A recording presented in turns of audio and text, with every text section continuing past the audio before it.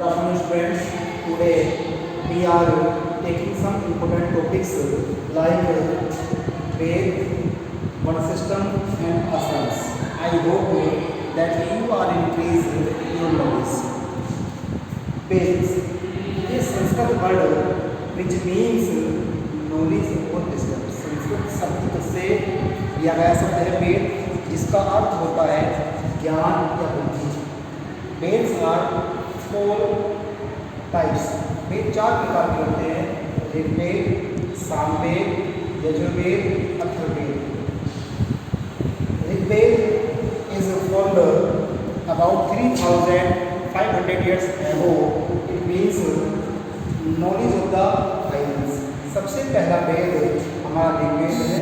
ऐसा विश्वास किया जाता है कि लगभग आज से 3500 साल पहले इसकी उत्पत्ति हुई है, इसको लिखा गया है और इसका मीन्स होता है नॉलेज ऑफ द फाइनेंस। और ये जो बुक है हमारी, इसके 10 वॉल्यूम्स हैं जिनको हम मंडल्स कहते हैं। Each mandals divided into suktas, richas and padas. तो हर मंडल को जो है सूक्ति में, ऋचाओं में और पद्स में डिवाइड किया गया है। और जो इनकी it means you can understand that the Sanskrit which are written in the ancient times it was not same as the modern times which are we read at in the school. It was so different. इसका means है कि जो संस्कृत वेदों में लिखी गई है वो प्राचीन संस्कृत है और जो आज की संस्कृत जो हम विद्यालयों में पढ़ते हैं वो बिल्कुल उससे अलग है। इसके बाद टॉपिक आता है वर्ण सिस्टम्स। एंशिएंट टाइम्स में जो हिंदू सोसाइटी थी उसको 4 वर्ण में डिवाइड किया गया था: ब्राह्मण, क्षत्रिय, वैश्य और शूद्र। Brahmin the first one, they were priests and their functional was the conduct rituals and the sacrificial ceremonies. ब्राह्मण फर्स्ट वर्ण में आते थे। इनका कार्य पुजारी का होता था और ये धार्मिक अनुष्ठान, जो भी धार्मिक क्रियाकलाप होते थे उनको पूरा कराते थे और गुरुकुल में बच्चों को, स्टूडेंट को एजुकेशन भी देते थे। सेकेंड वन क्षत्रिय आता है। उनका काम होता था they were generally rulers and the soldiers. प्राय ये शासक होते थे या सैनिक होते थे।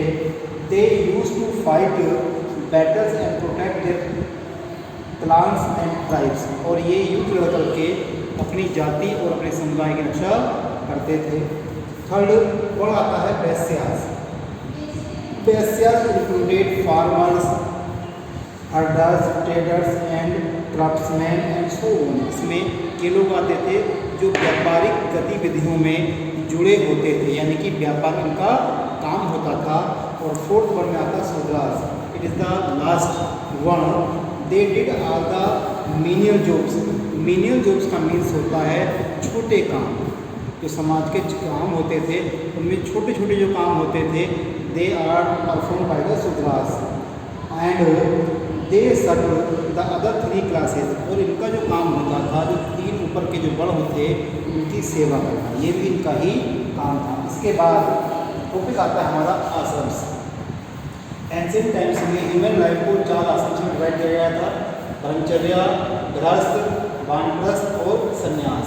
Brahmacharya it is the first stage of the life. यह है जीवन की पहली सीढ़ी होती थी, पहली अवस्था होती थी।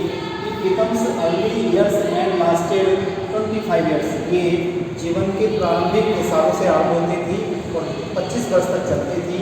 Man led a simple life और गुरुकुल। मनुष्य सादा जीवन जीता था और गुरुकुल आश्रम में शिक्षा ग्रहण करने जाता था। Grihastha ashram it is the second stage of the life which were the lasted date 25 years. यह सेकेंड अवस्था थी। 25 साल के बाद यानी कि और नेक्स्ट 25 साल इसमें और जुड़ जाते थे, यानी कि 25 से 50 साल गृहस्थ आश्रम होता था। Man were suppose to marry and settle down to household. मनुष्य शादी करके अपने परिवार के साथ गृहस्थ आश्रम में लीन हो जाता था। थर्ड स्टेज आती है वानप्रस्थ आश्रम। It is the third stage of the life. Man ditches themself from the family and financial responsibility. इस आश्रम में मनुष्य की जो जिम्मेदारी होती थी परिवार के प्रति वो पूरी करता था। पूरी करने के बाद अपने मनमोह परिवार से हटाना शुरू कर देता था और उसकी जो इकोनॉमिक्स वाली रेस्पॉन्सिबिलिटी जिम्मेदारियाँ होती थी उनसे वो पूरा करके अपने आप को परिवार से अलग करना शुरू कर देता था। नेक्स्ट आश्रम आता है लास्ट संन्यास आश्रम। It is the fourth stage of the life. Man were advise to renounce all the worldly attachment.